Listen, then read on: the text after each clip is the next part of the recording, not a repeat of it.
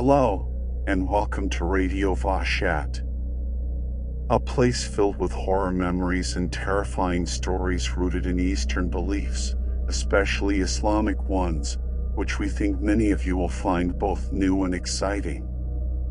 Due to some of these differences rooted in Eastern beliefs, it's essential to provide some explanations up front for those who may not be familiar with these beliefs. In Islam, the term jinn refers to a group of supernatural beings that are hidden from human sight. In Western culture, the closest equivalent term might be demons. However, unlike demons, jinns have very different definitions and properties. According to Eastern and Islamic beliefs, jinn live in dimensions beyond our three-dimensional world, which is why they possess more abilities than humans. However, higher power of human free will, thought, and creativity gives humans an edge over jinn. Just like we humans, as three-dimensional beings, can understand and interact with two-dimensional worlds, jinn also have the ability to perceive and enter our world. Despite having greater abilities as four-dimensional beings compared to three-dimensional ones, jinns are eager to communicate with humans to benefit from the divine energy inherent in humans. In return for accessing some of this energy, they are willing to engage with humans and perform tasks for them. These interactions usually occur through portals connecting the two worlds, requiring the third-dimensional human to elevate their spiritual frequency to establish a meaningful connection with a fourth-dimensional entity. This communication and spiritual elevation are typically achieved through meditation and chakra opening practices. A person with these abilities is known as a spiritual master, arif, or medium, the nickname that is more familiar globally. On the other side, the jinn that establishes contact and forming a pact is referred to as metaphysic agent. You will frequently encounter these terms in upcoming stories of this channel. Although it is also possible for a jinn and human only to have a regular connection, just to meet and talk, without making a formal pact. Moreover, a medium human may simultaneously have multiple metaphysic agents depending on his desire, effort, and energy level. To communicate and form a pact with a jinn, the mediums must first enhance their energy frequency through exercises, prayers, and dietary regimens. They should then focus on opening their primary chakras to gain the ability to see and hear supernatural beings. Mainly, these exercises and practices are taught by a wise spiritual master. The well-taught medium then draws specific geometric shapes, called mandal, which means fence on the ground using some special tools, like knife and salt. Following that, he conducts a ceremony that lasts for 40 nights and days, engaging in ascetic practices and performing specific rituals to meet the supernatural being and establish a pact with it. This pact is a mutual agreement, and both parties must adhere to its terms. During these 40 days, the medium human can only leave the geometric shape briefly just for personal needs.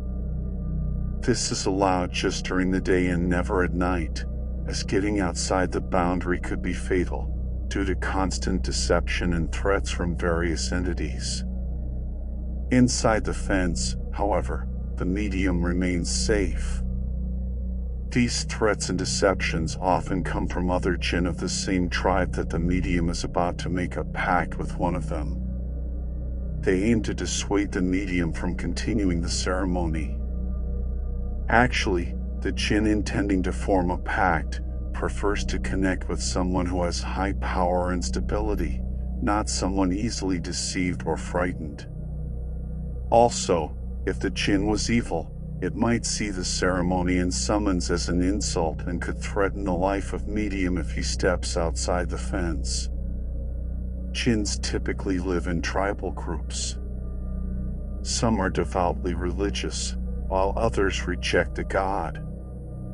There is also a large group that is neither devout nor atheistic, and these are considered gray groups. Their numbers are quite large. Each group of jinn comes with its own set of rules for forming pacts. For example, communicating with religious jinn is more challenging and requires numerous spiritual prerequisites. After forming a pact, they will only perform tasks that align with religious principles. In Islamic beliefs, these devout jinn are called Elvic jinns and, despite their religious restrictions, possess considerable power. The other category includes the gray jinns, which comprises various tribes and species. They generally do not have the restrictions of religious jinn, and can be either benevolent or malevolent.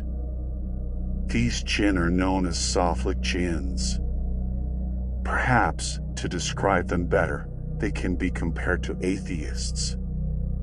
In terms of power, they range from weak to extremely strong jinn. Some notable examples in this category include Ifrits, black magic sorcerers known as Sebian, Ammar jinns, fairies, and pixies. Ifrits are powerful physical entities, with large dimensions and a high population. Sebian is a female jinn skilled in black magic who rules over her tribe. The Ammar jinns are a common type of jinn that usually live alongside humans, for example, in your room, but in a different dimension. Fairies and pixies are also familiar in both Eastern and Western cultures. These beautiful creatures possess remarkable abilities, such as deception and magic. The final group consists of sworn enemies of God and humans, including the children and soldiers of Satan or Lucifer.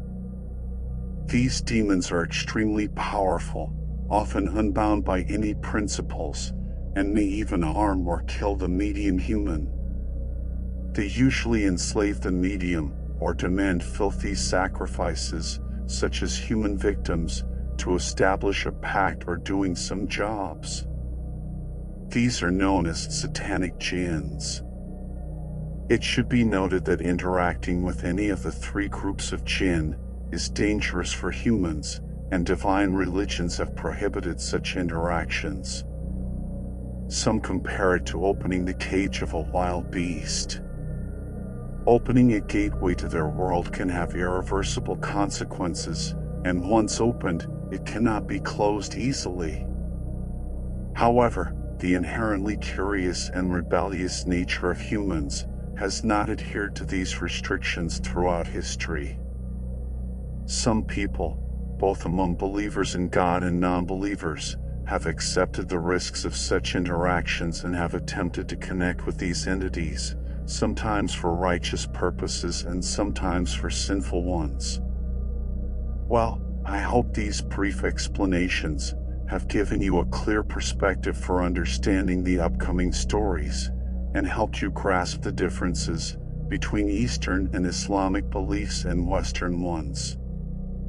However, some of you might not believe in such beings, but the truth do not obey our opinions.